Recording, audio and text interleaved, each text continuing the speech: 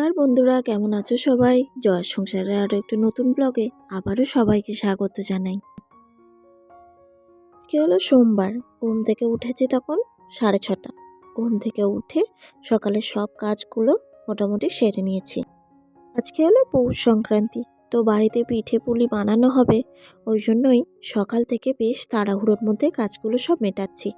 অন্যদিনে তো তোমাদের সঙ্গে অনেক সকাল সকালে ভিডিওটা শুরু করি, তবে আজকেও শুরু করেছি, কিন্তু সংসারের কাজকর্ম সেভাবে দেখানো হয়নি, কেননা অনেকটাই তাড়াহুড়ো করছি। বললামই আজকে পিঠে বানানো হবে, তো আজকের ভিডিওটা এই চা খাওয়া থেকেই শুরু করলাম।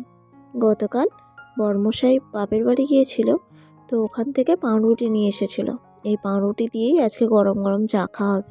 ছেলেও আজকে বায়না করেছে দুধ চা খাবো, ওই জন্য ওকে বেশি করে গরুর দুধ আর সাথে একটুখানি লিকার দেওয়া দুধ চা দিয়ে মিশিয়ে দিলেই ও ওইটাকে চা বলে খেয়ে নেয়। তো চা খাওয়ার পর্ব মিটিয়ে স্নান করতে চলে গিয়েছিলাম। আজকে সকাল সকাল সব কাজ করে নিয়েছিলাম, শুধু ঘর মোছাটা বাকি ছিল। ওই জন্য ঘরটর মুছে এখানে স্নান করে মাথায় একটু সিঁদুর দিয়ে মুখে ক্রিমটা মেখেই চলে এসেছি রান্নার জোগাড়ে। অনেকটা দেরি হয়ে গিয়েছিল, আর আজকে রান্নাবান্না কিছুই সেভাবে শেয়ার করব না। শুধু একটা জিনিস দেখাই, আজকে হলো কড়াই শাক এনেছে শ্বশুরমশাই। কড়াই শাকের মানে ভাজা হবে আর কি, পেঁয়াজকলি দিয়ে। আর এদিকে যে পিঠে বানানো হবে দুপুরবেলা, তো সেই পিঠেগুলোর যে পেস্ট লাগবে, চালগুলো মা সকালবেলায় ভিজিয়ে দিয়েছিলেন। সিদ্ধ চাল আর আতপ চাল মিশিয়ে ভিজিয়েছিলেন, আর ভিজিয়েছিলেন কলাইয়ের ডাল বা বিউলির ডাল। সেইটাকে সব বাটতে বসেছে বর্মশাই।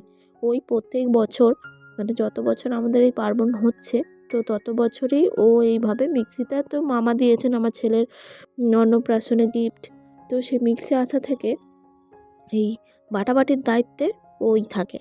আর এদিকে আমি আমার রান্না বান্নাগুলোও কমপ্লিট করে নিয়েছিলাম। আজকে অনেক রকমের রান্না হয়েছিল। ওলকপি দিয়ে ঝোল হয়েছিল, আর হয়েছিল হচ্ছে বেগুন ভাজা, আর এই কড়াই শাক ভাজা, আর সাথে হয়েছিল বিটরুটের চাটনি। তো সব কিছু শেয়ার আর করলাম না। তো যাই হোক, খাওয়া দাওয়া মিটিয়ে জামা কাপড় ছেড়ে নিয়ে সব কাজকর্ম এদিকে মিটিয়ে এখানে বসে পড়েছি দুই শাশুড়ি বৌমা মিলে পিঠে বানানো হবে বলে। তো আমার দায়িত্বে থাকে ভাজা পিঠেটা।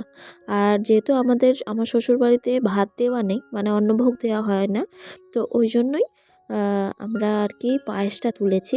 তো ওই জন্য নতুন গুড়ের পায়েস, সরু চাকুলি পিঠে, আর হবে আজকে পিঠে আর ভাজা পিঠে। তো এই কটা পিঠেই হবে। এখানে মা সব ব্যাটারগুলো রেডি করতে বসেছেন। আর আমাদের আজকে পিঠে আর সরু চাকুলি পিঠেতে নারকেল দেওয়া হয়। আর প্রথমেই বলে রাখি, তো ভিডিওটা একটু উল্টোপাল্টা হয়েছে, কেননা আমার বড়মশাই করেছে ভিডিওটা। তো ওকে বলেছিলাম, তুমি একটু ভিডিওটা করে দিও তো, কেননা আমি মোবাইল যদি ঠিক করে সেট করে ভিডিও করতে করতে সমস্ত কাজ করি না, প্রচুর দেরি হয়ে যাবে। ওই কারণেই আমি ভিডিও থেকে সেভাবে ফোকাস দিতে পারিনি। তো ওকে বলেছিলাম, তো ওই যেভাবে মানে যে কর্নার থেকে যেরকমভাবে পেরেছে ভিডিওটা করেছে, সেগুলোই তোমাদের সঙ্গে একটু একটু করে সব কিছুটা শেয়ার করলাম।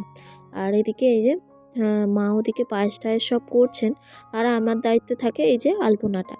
তো আমি তো সেইভাবে আলপনা একদমই দিতে পারি না, তো নিজের মতো করে যেরকম ছোটোবেলা থেকে মা কাকিমাদের দেখে এসেছি এইভাবে পার্বণের দিন আলপনা দিয়ে, তো সেইভাবেই আমি সব দিলাম। দিয়ে এদিকে মা ভাজা পিঠের জন্য গুড়টা জাল দিতে বসিয়ে দিয়েছিলেন, আর এদিকে আজকে পিঠেটাও আরম্ভ করে দিয়েছেন। এইভাবে একটা সাজির মধ্যে মাটির সরা, মানে এটাকে আমরা বলি হচ্ছে পিঠের সরা বা টাটির সরা। তো এইভাবে মা প্রথমে তেল বুলিয়ে নিয়ে এই যে ব্যাটারটা দিয়ে দিচ্ছেন। তো সরু চাকুলি পিঠের ব্যাটারটা ভীষণ পাতলা হয়, আর এই আজকে পিঠের ব্যাটারটা হালকা মোটা হয়। এদিকে আজকে পিঠা করতে করতে আর একদিকে চাটুটা বসিয়ে এখানে মা সরু চাকুলি পিঠেটাও আরম্ভ করে দিয়েছেন। এইভাবে হাতার মধ্যে দিয়ে এরকম তালপাতা কাটা আছে। তো বাপের বাড়িতে আগে মাকে দেখতাম, মানে ওই বাড়ির মাকে, তো মা মানে কাঁঠাল পাতা দিয়ে এরকমভাবে ঘোরাতো। এখন এই মাকে দেখি শ্বশুরমশাই কচি যে তাল পাতা হয় না, ছোট ছোট, সেই তাল পাতা কেটে মানে নিয়ে আসেন, আর সেটাই শুকিয়ে নিয়ে এরকমভাবে মা করেন। তো যাই হোক, এইভাবে সরু চাকুলি পিঠে বানানোটা আমি একদমই পারি না। পিঠে আমি সেভাবে বানাতেই পারি না, সত্যি কথা। তো আমি ভাজা পিঠেটা মোটামুটি এখন শিখেছি, তাই ভাজা পিঠের দায়িত্বে আমিই থাকি, কেননা শাশুড়ি মায়ের ভাজা পিঠে ঠিক হয় না। তো ওদিকে মা পিঠেও বানাচ্ছেন, আর ভাজা পিঠের ব্যাটারটা রেডি করা আছে, আমি গিয়ে করব।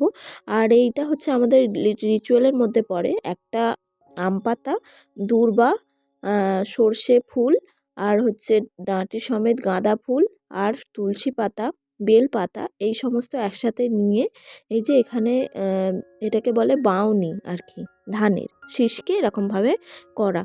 তো আগে তো যখন ছোটোবেলায় মানে আমার বাপের বাড়ির ওখানেও এই সেমই জিনিস হয়। তো ওই জন্যই একদিকে সুবিধা হয়েছে যে বাপের বাড়িতে যা যা শিখেছি দেখেছি এখানেও আমার সেম একই রিচুয়াল হয়। তো ওই জন্য আমাকে এখানে আলাদা করে আর এই সমস্ত জিনিসগুলো শিখতে হয়নি। তো যাই হোক, এখানে এখন তো আর সেইভাবে ধানের চাষ হয় না, আর ধানের শীষ সেভাবে পাওয়াও যায় না।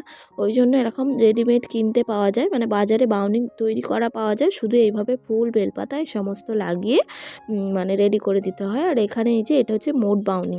তো এই মোট বাউনিটা হচ্ছে মোটা করে তৈরি হয়। তো এটা দিয়েই ঠাকুরটা পাতা হয়। তো এখানে দেখো ঠাকুর পাতাটাও শেয়ার করছি। এইটাকে রাস পাতা বলে। তো এইভাবে ধানকে চুর করে নিয়ে এই যে মুঠো মুঠো করে ধান রাখছি, এইরকম ঝুড়ো ধানকে চুর করে এর মধ্যে একটা গাছ কৌটো রেখে ওই যে মোট বাউনিটা তৈরি করেছিলাম এই যে এইটাকে দিয়ে ঠাকুর পাতা হয়। তো এই তো দেখো রেডি হয়ে গেছে আমার ঠাকুর। এইভাবেই এইবারের মানে পৌষ পার্বণের পিঠে মানে পৌষ পার্বণের সময় যে ঠাকুর মানে লক্ষ্মী ঠাকুরটা হয় পুজো, তো এটা আক্ষিনী পুজো হবে। তো এইভাবেই আমরা মানে ঠাকুর আর কি পাতি। তো দেখো তোমাদের সঙ্গে শেয়ার করলাম, আশা করছি তোমাদের ভালো লাগবে বন্ধুরা ভিডিওটা। পড়ার মতো ভিডিওটা ভালো লাগলে প্লিজ একটা লাইক করতে ভুলো না। আর যদি অনেকটা বেশি ভালো লাগে পারলে বন্ধুদের সঙ্গে শেয়ার করো, আর আমার চ্যানেলটা পারলে সাবস্ক্রাইব করো প্লিজ। আর এদিকে আরও একটা রিচুয়াল দেখাচ্ছি, দেখো এই যে পৌষ মানে পার্বণের সময় যে কটা 3টে পিঠে হয়, মানে আজকে পিঠে, সরু চাকুলি আর এই ভাজা, 3খানা ব্যাটারের হাত ডুবিয়ে 5টা আঙুলের ছাপ দিতে হয় দেয়ালে। যেহেতু আমাদের দেওয়ালটা প্লাস্টার করা নেই ওই জন্য সেইভাবে বোঝা গেল না। আর যাই হোক, এখানে আমার সব ওইদিকের কাজ মিটিয়ে এখানে বসেছি এই যে ভাজা পিঠে করতে। তো প্রথম কটা ভাজা পিঠে বেশ ভালো ফুলেছিল, আর মাঝখানটা একটু শক্ত ভাব হচ্ছিল বলে ওই জন্য আমি আর একটু জল দিতে গেলাম। আর এদিকে আমার পিঠেটা একটু মানে নড়বড়ে হয়ে গেল আর কি, ফোলাটা অনেক কমে গেল। যাই হোক, এখানে দুজনে মিলে পিঠে করছি। তো এর আগে মানে প্রথমবারের পিঠে কটা এত সুন্দর ফুলছিল, জলটা দিয়ে একটু গন্ডগোল করে ফেলেছি। তো এই যে এখানে পিঠেগুলো সব তুলে নিচ্ছি। আর আমাদের মা বলেন পিঠে একটু চেপে চেপে কড়াইয়ের মধ্যে ছান্তা দিয়ে করতে হয়, কেননা প্রচুর তেল থাকে ওই জন্য।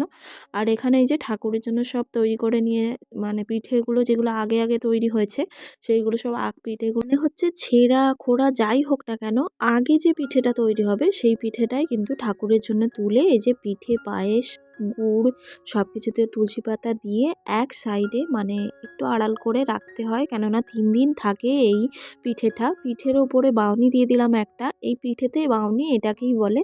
তো তারপরে এই যে সব ঠাকুরের জায়গায় মানে বাউনি দিতে লাগে, মানে আমাদের এখানে দেওয়া হয় সব ঠাকুরের কাছে তো বটেই। তারপরে টালির চাল থাকলে টালির চাল, বা যাদের ছাদ থাকে ছাদ, তারপরে অনেকে দেয় আলমারিতে, আবার অনেকে দেয় চালের হাঁড়িতে। আবার আমার বাপের বাড়িতে একটা নিয়ম, সেটা হচ্ছে 1 ঘটি জল আর 1 ঘটি চাল এটা আলাদা করে রেখে তার মধ্যে বাউনি দেওয়া। আর এই তো আমার বরমশাই প্রত্যেক বছরই বাউনিটা ওই দেয়, ওই দিল। তো এখানে সব কিছু মিটিয়ে নিয়ে এখানে এবারে খেতে বসার পালা। তো ওই যে বরমশাইকে সব কিছুটা সাজিয়ে দিলাম। তো পিঠে পার্বণের উৎসবটা আমাদের বাড়িতে এইভাবেই পালন করা হয়। তো তোমাদের বাড়িতে কেমন হয় বন্ধুরা অবশ্যই কিন্তু কমেন্টে জানাবে। আর পিঠে খেতে কার কার ভালো লাগে সেটাও কিন্তু বলো। আর আজকের ভিডিওটা আমি এখানেই শেষ করে দেবো, কিন্তু এখানে আমার বরমশাইয়ের এক্সপ্রেশনটা একবার দেখো মুখের, কেননা ও ভীষণ ভালোবাসে পিঠে খেতে। ও সবসময় বলবে একটু হিউজ পরিমাণে করো, যাতে অনেক মানে 2-3 দিন ধরে খাই। যাই হোক, আজকে পৌষ সংক্রান্তির ভিডিওটা আমি এখানেই শেষ করে দিলাম। আশা করছি তোমাদের ভিডিওটা ভালো লেগেছে বন্ধুরা। তোমরা পৌষ সংক্রান্তি কীরকম কাটিয়েছো অবশ্যই আমাকে কমেন্টে জানাবে। আর ভিডিওটা দেরি করে দেওয়ার জন্য অনেক অনেক সরি। তো দেখা হবে আরও একটি নতুন ভিডিওতে। ততক্ষণ সবাই খুব ভালো থাকবে, সুস্থ থাকবে, সাবধানে থাকবে। আর খুব শিগগিরই আবার দেখা হচ্ছে। টাটা।